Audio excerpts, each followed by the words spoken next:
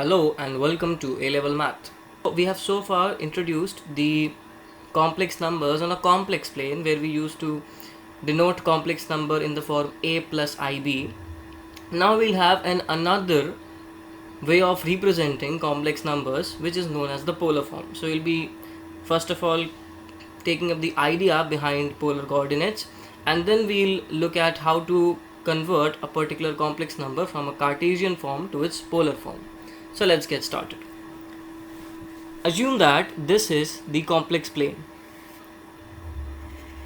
and I give you any complex number over here, say for example 3 plus 5i.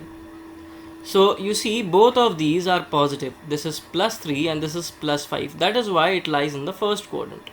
Similarly, if I give you some number over here, then it is obvious that it will be of the form something like minus a plus ib, because it lies in the second quadrant. So this is the real line, so this is the negative side of the real line, this is the positive side of the real line. Numbers like 0, 1, 2 and so on are here, and minus 1, minus 2 are all here, and this is the positive line of the complex plane. It's not actually positive, but it's like I, 2i, 3i and so on, and here we have minus I, minus 2i, minus 3i and so on. So if I have a number, say for example minus 2 plus 6i, then it should lie in the second quadrant. Why? Because minus 2 lies over here and plus 6i lies over here. So my minus 2 plus 6i should lie somewhere over here.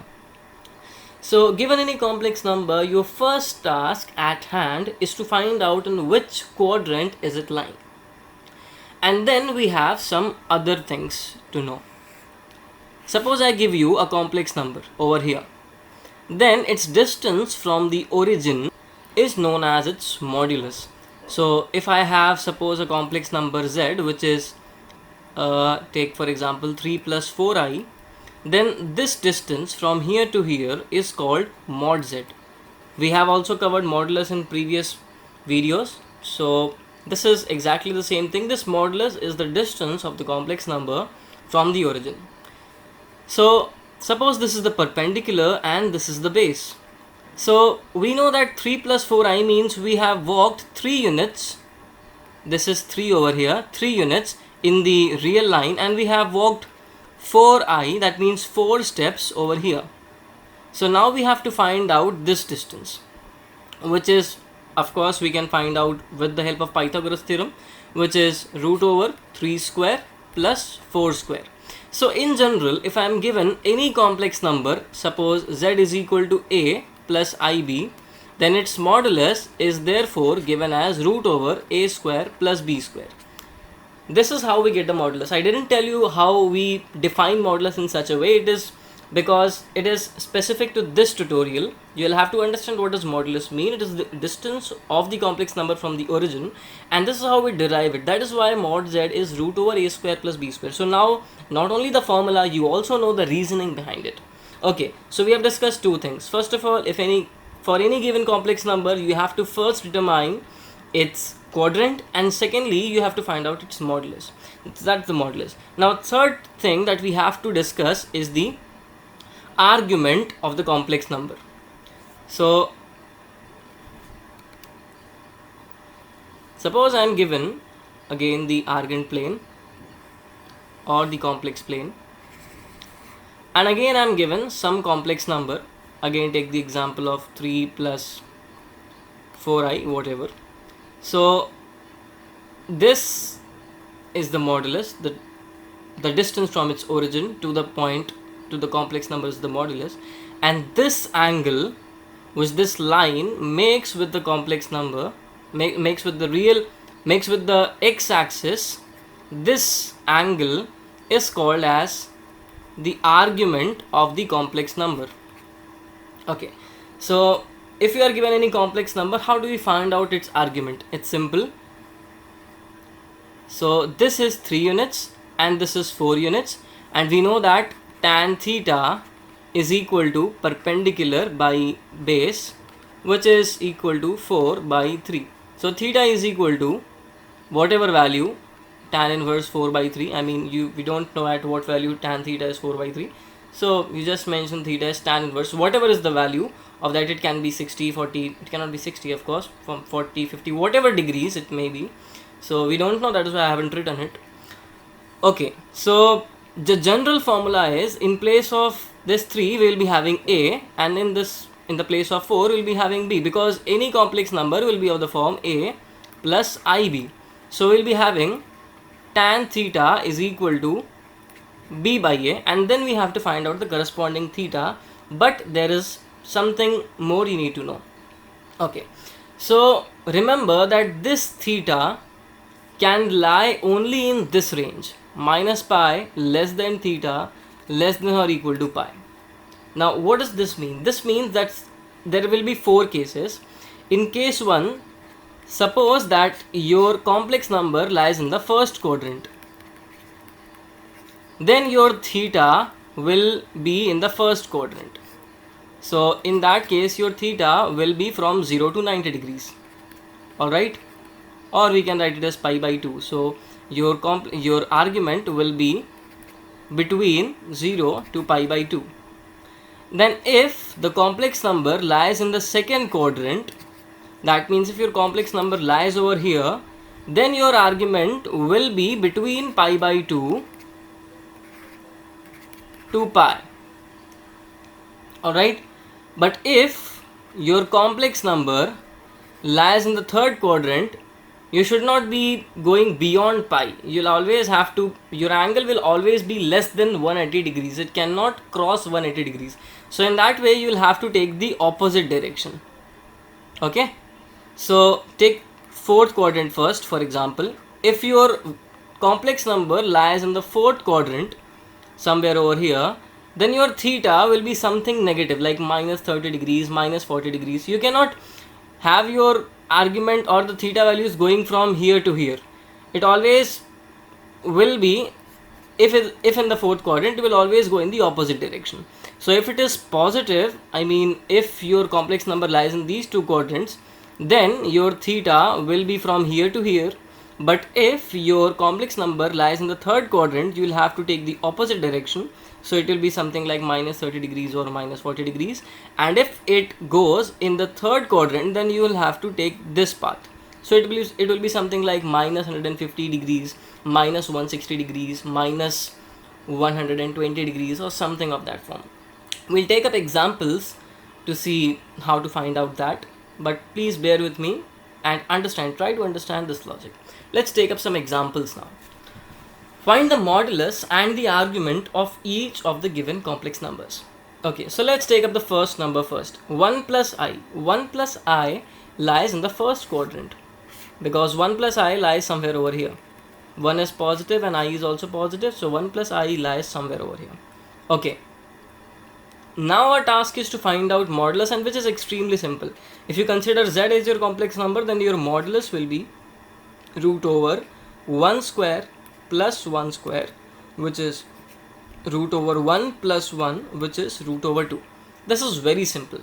But what about this argument theta? Okay, by the way, argument has got another name which is called amplitude, so don't get confused. If they are asking you to find out the amplitude or the argument in the examination, they are meaning the one and the exact same thing. So it's just a terminology and nothing more than that.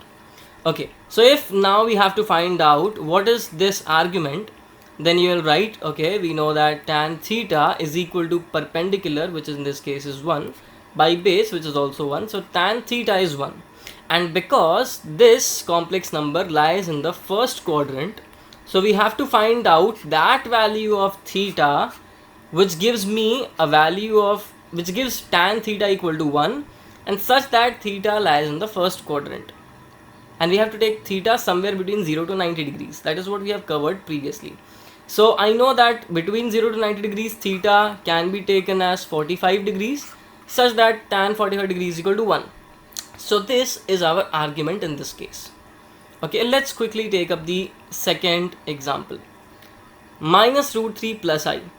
Okay, so minus root 3 plus I lies in the second quadrant. Minus root 3 and plus I. This lies in the second quadrant. So quickly we can find out what is mod z. Mod z is root over root 3 squared plus 1 squared, which is root over 4, which is 2. So this is the modulus. Now the argument. We have to find out the argument such that it lies between 90 to 180 degrees. Okay, so we start with tan theta is equal to b by a. B is 1, a is minus root 3. So we have to find out that value of theta such that tan theta is minus 1 by root 3, and also theta should lie between 90 degrees and 180 degrees. This has to be satisfied because our complex number lies in the second quadrant. So in the second quadrant we have to find out this value. Okay, so we know that if we take the acute angle, tan theta is equal to 1 by root 3. If we consider this, then we know that theta is equal to 30 degrees. Now you remember from the very first part of trigonometry, we know that tan 180 minus theta will give us minus tan theta, which will be minus 1 by root 3. Theta is 30 degrees over here, sorry. So we have found out 150 degrees, which of course lies between 90 and 180, and it gives us the value of minus 1 by root 3 for tan theta. So our theta in this case is 150 degrees. So we are getting it from this logic. Okay, if you are not understanding this, try to understand, of course, because it is the logic behind it. You have to find out the angle which is between 90 and 180 degrees, and such that which gives you tan theta as minus 1 by root 3. So you first find out the acute angle, for which you get 1 by root 3, and then do 180 minus that angle. So even if you are not understanding, just remember that if you want to find out something in the second quadrant, okay, if you want to find out something in the first quadrant, it's simply theta. If it is in the second quadrant, it is 180 minus theta. You can remember this as a rule of thumb if you are not understanding it, but I insist you should try to understand this.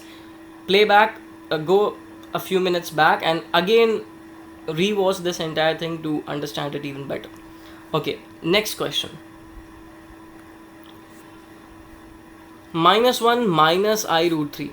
So minus 1 minus I root 3 lies somewhere over here, because negative in the real direction and negative in the complex direction is minus 1 minus I root 3. So my modulus of z is root over 1 square plus root 3 square, or you can write it as minus 1 square minus root 3 square, it doesn't matter, but it's actually better to supply the negative signs because a is minus 1 and b is minus root 3, so it's technically correct. Now it is 1 plus 3, which is equal to root over 4, which is equal to 2. So mod z is turning out to be 2. Now what about the amplitude? For the amplitude, we cannot go in this direction, because in that case we will be crossing the 180 degree angle, but we have to go in this direction. Okay, so what is tan theta? Tan theta is minus b by a, which is minus root 3 by minus 1, which is root 3. Okay, so we have to find out some angle between minus 90 degrees to minus 180 degrees. Alright, so minus 180 degree less than theta less than minus 90 degrees. Our theta should lie in this range. Minus 90 is over here, minus 180 is over here. Our theta should lie in this range. Alright, so we already know that in the third quadrant tan theta is positive, so that is why we are getting a positive value. So we are quite consistent with whatever we have learned. So it should actually be positive, because in the third quadrant tan theta is positive. So how to find out that angle? So root 3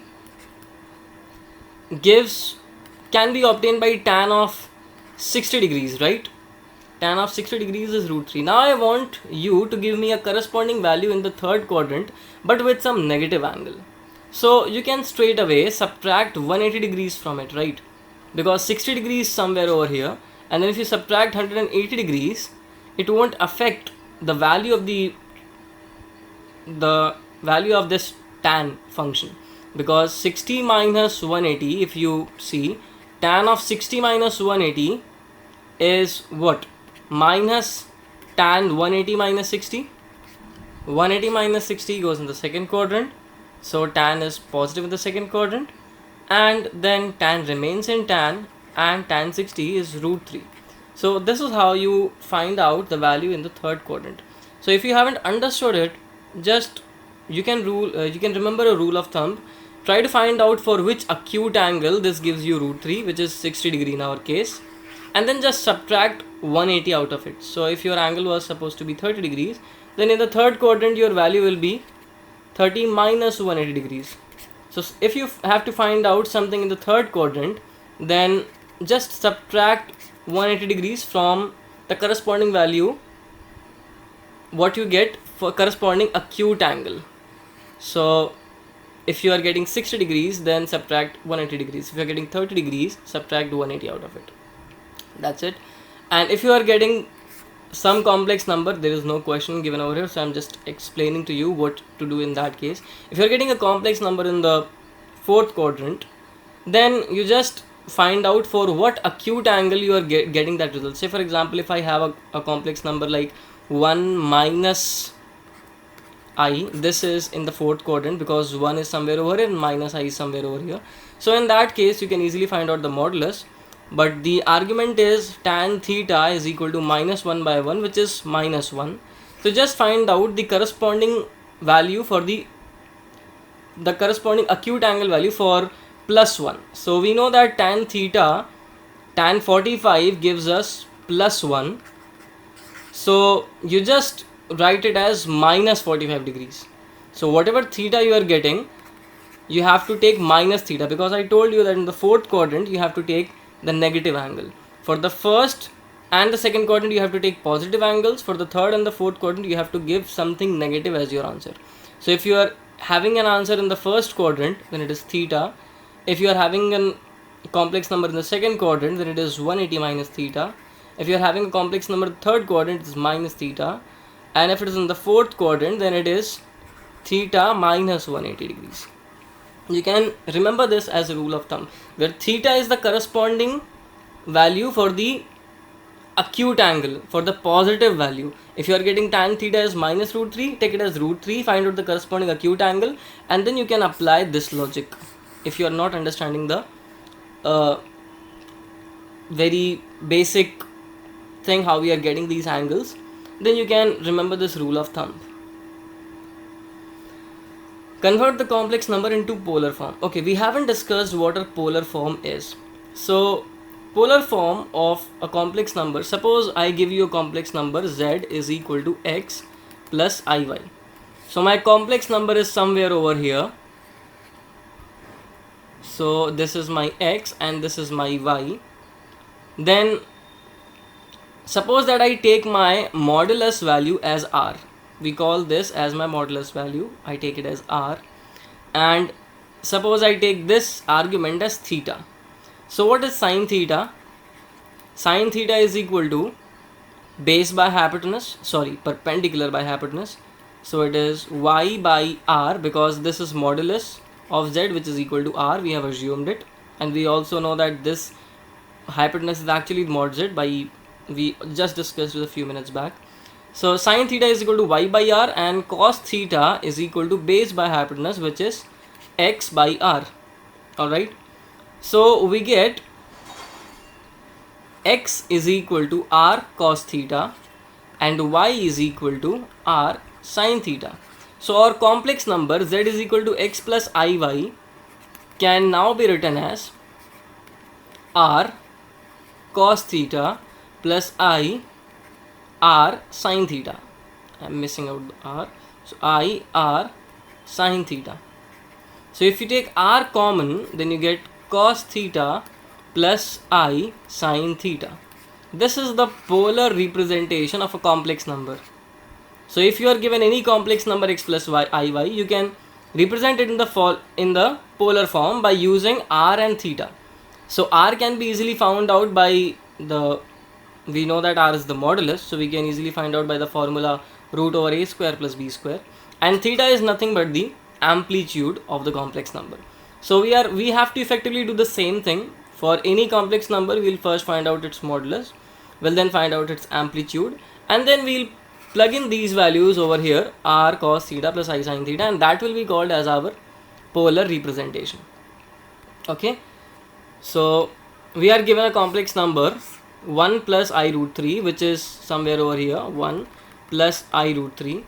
So my mod z, which is equal to r, which is equal to root over 1 plus root 3 square, which is equal to 2.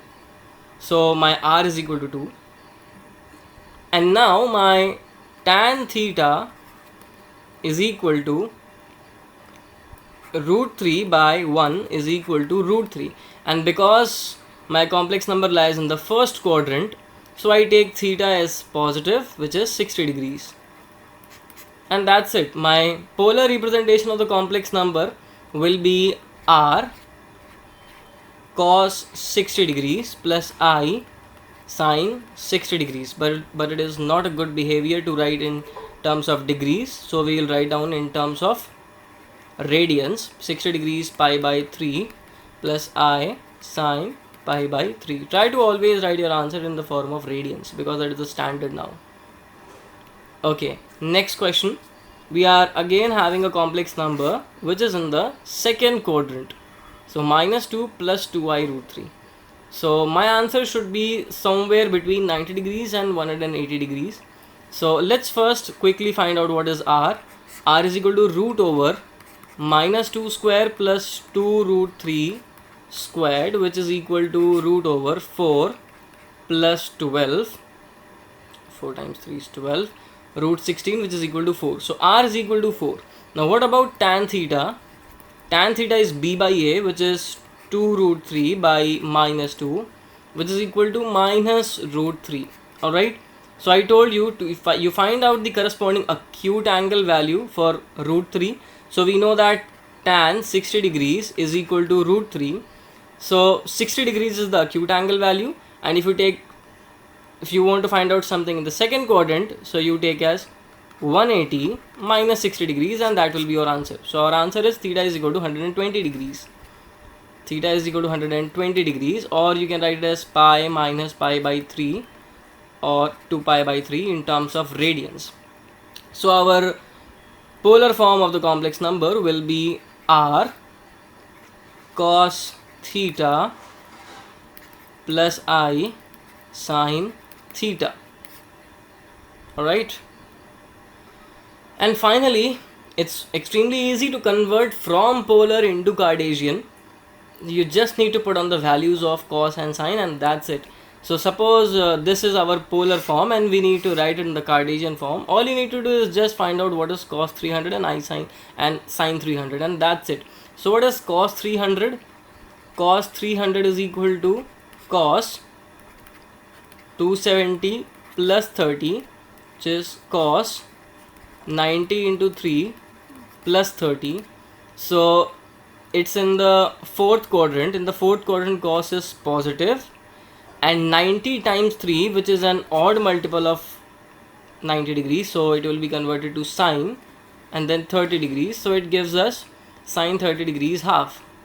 And similarly, sine 300 is sine 270 plus 30. In the fourth quadrant, sine is negative, so we put in negative, and it is again 90 times 3 plus 30, so 90 times 3, which is an odd multiple of 90 degrees, so sine is converted to cos, so it's minus cos 30 degree, which is minus root 3 by 2. Is this a value? Yeah, cos 30 degrees root 3 by 2. So you just put on the value 4 times half plus I into minus root 3 by 2, which is equal to 4 by 2 minus I 4 root 3 by 2, which is 2 minus 2I or 2 root 3I. So this is our answer. And there are some formula. You might not be expected to be getting some practical questions or numerical questions based on these formula, but as they are part of the syllabus, so it is my duty to tell you about them. I'll tell you just a hint of how to prove these results, but I won't be proving each and every one of these results. So let's just get started. argument of z bar is minus of argument of z.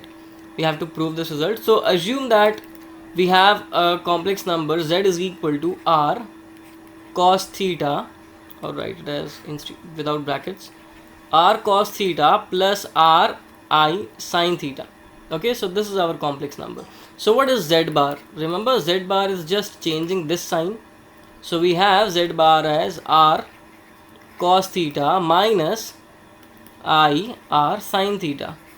This is z bar. In this case, we have argument of z is equal to theta. Theta is the argument of this complex number. We denote it by argument of z. So argument of z is the argument of the complex number z, which is theta in this case. So what can we do with this? So we can write this as r cos minus theta, because cos minus theta is cos theta, so we can write it like this. So plus I r sin minus theta, because sin minus theta is minus sin theta, minus will be multiplied with this plus, and we'll be having minus I r sin theta. So we can write this as this. So we get that z bar has an argument of minus theta. So argument of z bar is minus theta. And what was theta argument of z? So we can replace that over here. So instead of theta, we write down argument of z. So this is how we prove argument of z bar is minus of argument of z. Simple, right? Similarly, if you try to prove the second result, then all you have to do is just take two complex numbers, z1 and z2. You take z1 as r1 cos theta 1 plus I r1 sin theta 1. So if you take z1 as r1 cos theta 1, where r1 is the modulus and theta 1 is the amplitude for z1, plus I r1 sin theta 1, and for the other complex number z2, you take its modulus as r2 and its amplitude as theta 2 plus I r2 sin theta 2, and then you just multiply these two and find out what is the new argument and try to see what you get. It's that simple. And in similar way, you can try to do these two results as well. They are given in any standard textbook. It's not a big deal. I don't even think that will be examined much on these theorems, but it's of course a good practice to know everything that you should be knowing. That's it. Thanks a lot for watching. Stay tuned with A-level maths. Bye bye. Study hard, study smart.